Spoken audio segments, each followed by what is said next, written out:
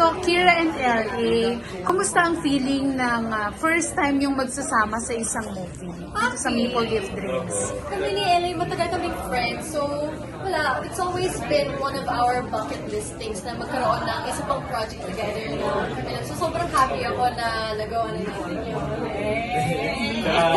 Ako naman po personally, sobrang happy po ako na yung gantong project na bigay po sa amin. Di lang po si Miss Kier na kasama ko po. Na-represent ko po yung mga Pilipino po, lalo na po yung mga Pilipino. Pero before yung gawin kasi ito yung movie, nalilink na kayo. Nalilink na ba tayo? Oo. Talaga ba? Actually, may mga... actually, may source nga ako, nag-confirm kayo na. Kaya Ay, nagulat sino ako yan? kanina na dininay ni LA. Ano na feel? Swerte naman ni Miss Kier ako. Di ba ano, palagi naman po kami nagbibiruan ng gano'n. Tsaka wala po like, ganun po kaming kagaling na artista kasi akala ng mga tao kami. Di ba? So, ganun din kami ganun din kami ka-comfortable sa isa't isa. So, hindi ka na-offend, Kira, na nag-deny si LA? Of course not. So, wala talaga, ha? Baka makikita na lang namin kayo magka-holding hands, nagkakandungan. Pag gano'n, what you see is what you get. What you see is what you get. Malay po natin. Pero sabi mo kanina, di ba gusto nyo ba kami?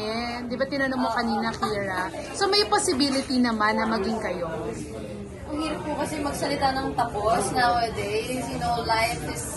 Oh my God! I'm sorry. Life is filled with so many mysteries and surprises. So, mahirap po talaga magsalita ng tapos. Si Ellie, napakabait niya. Ang pogi niya din. May itsura lang. May itsura lang. Artistahin lang. So, let's just see where life takes us. Pero sa ngayon, kami ni Ellie, we're so happy as friends. Bakit kanina may papulso pa kayo? May papulso ka pa? May pa? May pa-survey. May pa-survey. Survey. Eme lang. Baka gusto nila. Pero si LA, di ba matagal na inamin mo nung past interview mo na crush mo talaga si Kira? Yes, po. Parang alam naman din ni Kier. So, nandiligaw ka? Ano po, busted na ako eh. Tapos ano naman po kami ni Kira, like we try our best po na parang maabot yung pangarap ko na pangayon. Like, sige, siguro, someday, why not? Pero sa ngayon po talagang, mas focus kami ngayon sa pangarap. So, kailan nangyari tong nabasted ka? Wala, matagal na po yun. Parang, tsaka ano lang. Pwedeng malaman kung bakit, Kira? Kung bakit, syempre, I'm very career-driven. At saka siya rin bilang baguhan pa ba ako? 10 years na. Pero mas bilang siya, mas bago siya. Gusto ko rin na mag-focus din po siya sa pangarap niya, sa career. Tsaka kaya ngayon po kami ni Kira, like, we still really are close friends po. Ayun. Tsaka, sorry, ganito lang kami magbiruan talaga, pero kami ni Kira. After nung nabasted, may move ba siyang ginawa ulit? Mas ginalingan to ang trabaho.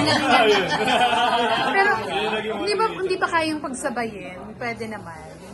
Mahirap po kasi, pag kunyari tayo, tapos nag-away tayo, o tapos kailangan namin magganyan-ganyan sa set habang mag-aaway, kami lang din po yung mahihirapan. At di ba gano'n naman yung mga actors talaga?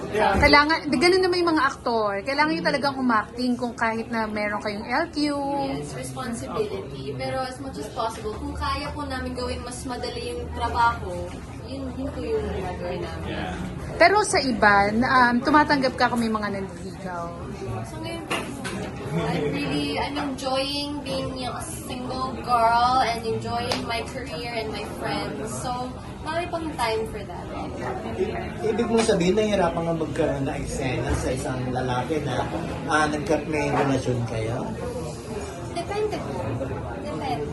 Kasi sinabi mo, just in case, mahirapan kang makibagay or mag-act na. As sa actor po kasi, hindi po sa lahat ng oras ay pwedeng yung mag-rely sa yung totoong relationships. Ano po bang sense ng pagiging actor? Diba? So it's really our responsibility. And that's the magic about being an actor as well. Kung paano po namin kayo how we will make you believe na yan. So, kailan ka magiging ready, Kira, to enter into a new relationship?